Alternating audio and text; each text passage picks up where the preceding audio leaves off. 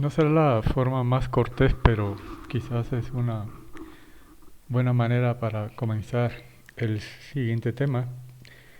Es eh, postular la pregunta si se sabe contar.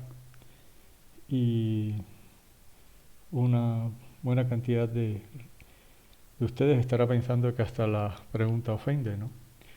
Pero vamos a considerar un par de ejemplos que nos ayuden a concluir si ciertamente sabemos contar o no. En el 79, Cox, Ross y Rubinstein eh, desarrollaron un modelo que hizo accesible a los economistas de ese tiempo la idea de evaluación de opciones de tipo europeo. Por lo pronto eso es simplemente un tipo de instrumento financiero. No hay, no tiene ningún sentido que dediquemos ahorita tiempo a eso. Quizás lo interesante es que este trabajo, en esencia, lo que hace accesible insisto, a los economistas de ese momento, un trabajo que años antes habían desarrollado Black-Scholes y Merton en un contexto de cálculo estocástico que incluía la teoría de integración estocástica, que para ese momento era apenas entendida en ciertos entornos físicos y matemáticos.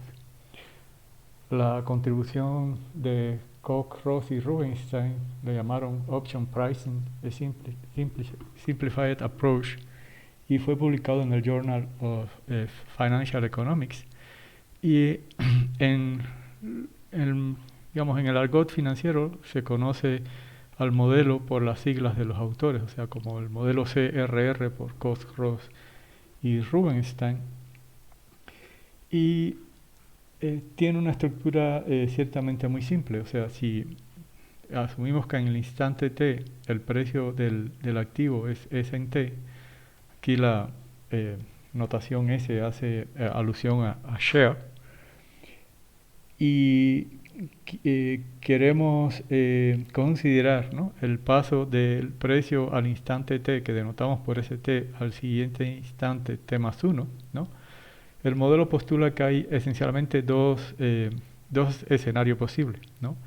Que para el instante t más 1 el precio haya aumentado en una proporción u, por eso u está aquí señalizado como una cantidad o una proporción mayor que 1, y aquí la u viene de up, y que eso ocurra con probabilidad p, ¿no? O sea, finalmente que el precio al instante t más 1 sea el precio al instante t multiplicado por este factor de proporcionalidad, ¿no?, que en esencia es mayor que 1.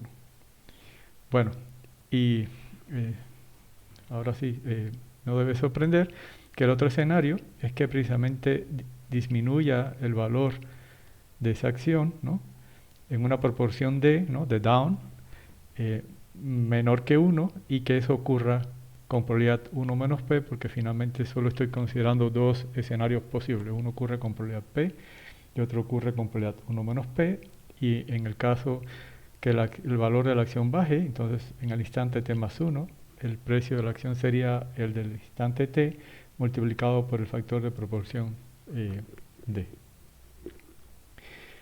El patrón ese se va a repetir, obviamente, a lo largo de cada nodo, ¿no?, del árbol binario que están observando. Y, por ejemplo, si en el instante t0, ¿no?, el precio es S0, para el instante t1 el precio S1 puede alcanzar dos niveles, ¿no?, como es de esperar, o sube proporción U o baja en proporción D, ¿no? Y para cada nodo que encuentre ahora en adelante, esas van a ser finalmente las dos opciones que tengo. Por ejemplo, si estoy al instante T1 a este nivel de precio, ¿no?, para el instante T2, ¿no?, el precio S sub 2 podría llegar a ser, en caso que el precio baje, ¿no?, sería multiplicar este precio, que es S0 por 1, por la proporción D, y eso va a ocurrir con probabilidad 1 menos P, o podría pasar con probabilidad P, ¿no?, que el precio llegue a este nivel, que sería multiplicar este nivel de precios por U. Por eso ven que aquí tenemos S0 por U de nuevo sería U al cuadrado, y así sucesivamente. ¿De acuerdo? Bueno, por simple que parezca el modelo, ciertamente juega un rol central en la teoría de modelación estocástica de mercados financieros y es posible mostrar que esta construcción converge en un modo estocástico que vamos a explorar ya al final del semestre, a un modelo que conocemos en la industria financiera como el modelo de Black and Scholes, se imaginarán por qué, pero ciertamente el modelo no fue propuesto primariamente por Black y Scholes, sino por Samuelson, mucho antes que ellos, ¿de acuerdo? ¿Qué tipos de preguntas podrían emerger en este contexto? Y una de ellas es, por ejemplo, ¿cuántas trayectorias son posibles, digámoslo, después de n intervalos de tiempo, ¿no? ¿Y qué estoy pensando con trayectoria? Por ejemplo, una posible trayectoria sería que el valor de la acción arranca aquí, ¿no? Llega a este nivel, ¿no? Después baja, ¿no? Y para el siguiente periodo vuelve a subir. Esto sería una posible trayectoria. Otra posible trayectoria sería, por ejemplo, una extrema en que el precio lo único que hace en los 3 periodos es bajar, ¿no?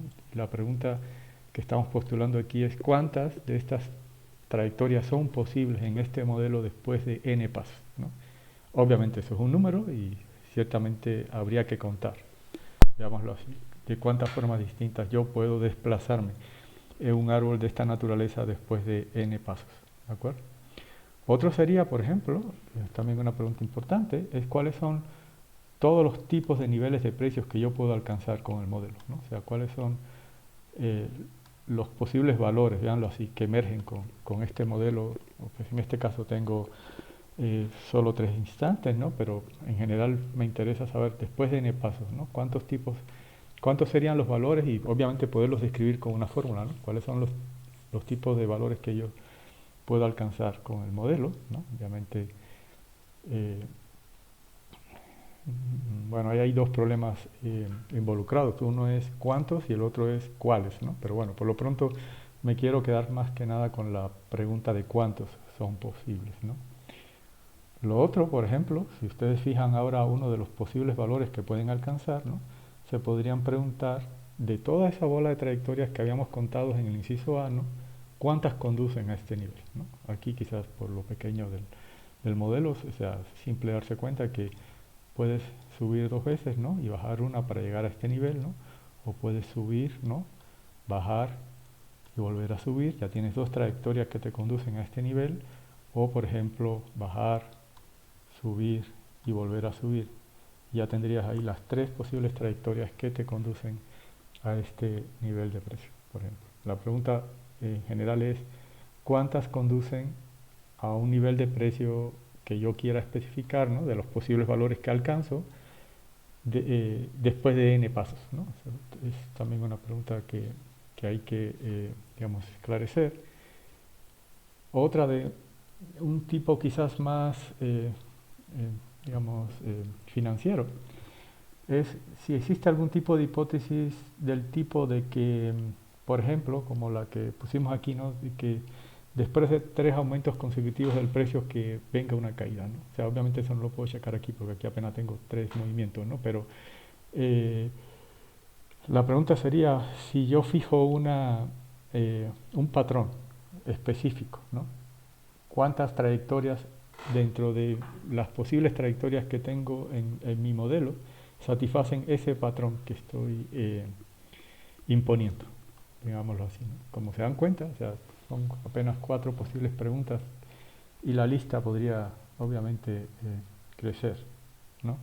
La idea es más que nada darles una idea de qué tipo de situaciones en aplicaciones, ¿no? Pueden conllevarlos a simplemente contar eh, las situaciones que ustedes están estudiando, digámoslo así, ¿no?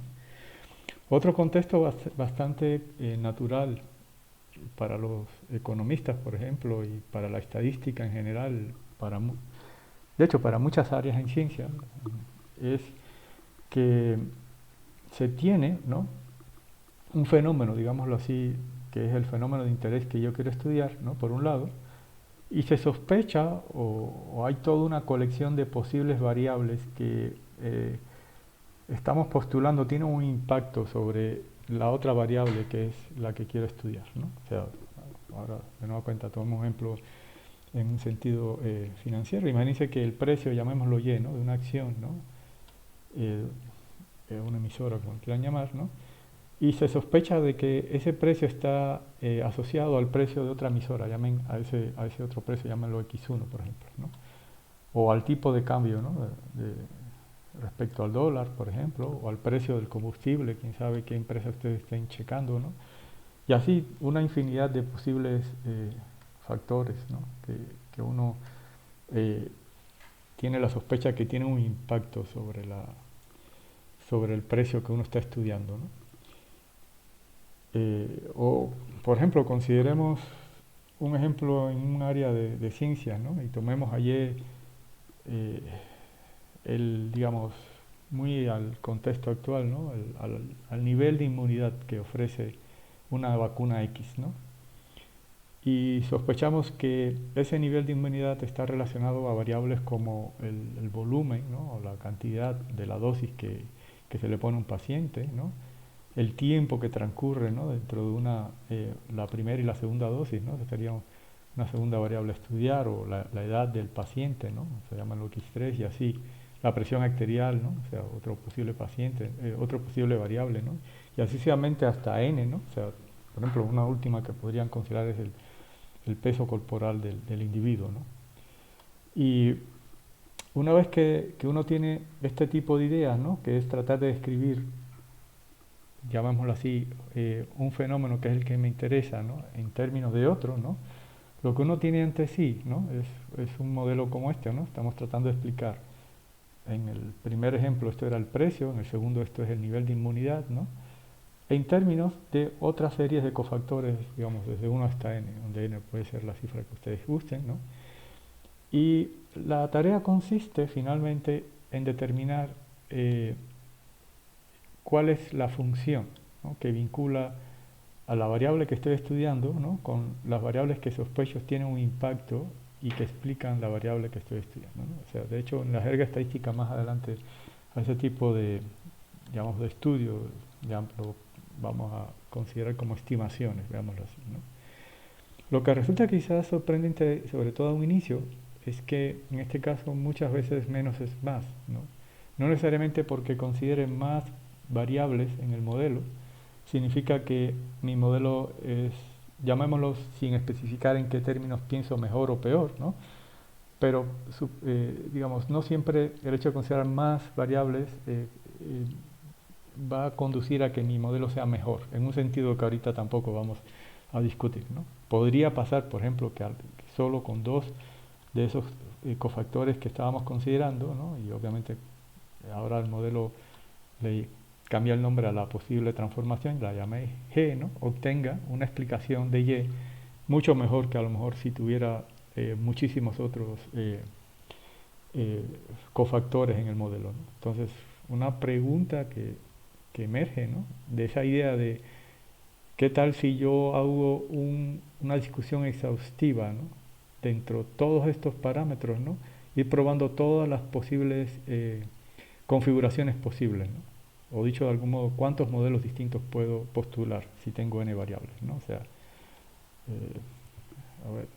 ese problema se puede traducir inmediatamente en cuántos subconjuntos, ¿no? Puedo tomar de un conjunto de n variables, porque cada subconjunto que yo tome, ¿no? Me permite postular un modelo distinto y después ya sería otro tipo de tarea comparar los posibles modelos, ¿no? Pero una pregunta inicial es, si yo tengo n posibles sospechosos de factores que impactan en la variable y que quiero estudiar, ¿no?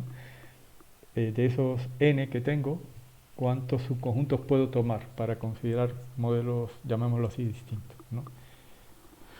Y bueno, ahora sí, la pregunta es ¿cuál es la conclusión, no? O sea, ciertamente saben contar, ¿no? Y a eso es lo que vamos a dedicar eh, este capítulo y vamos a introducir técnicas, ¿no? Para que nos permitan precisamente hacer la tarea, ¿no? Y sorprendentemente, aunque todos asumimos en algún punto de la infancia temprana que aprendemos a contar y que ya es todo lo que podemos hacer, ¿no? Como se acaban de dar cuenta, el asunto puede ser un poco más demandante de lo que asumimos quizás en un inicio, ¿no? Con la simple pregunta. Entonces, manos a la obra.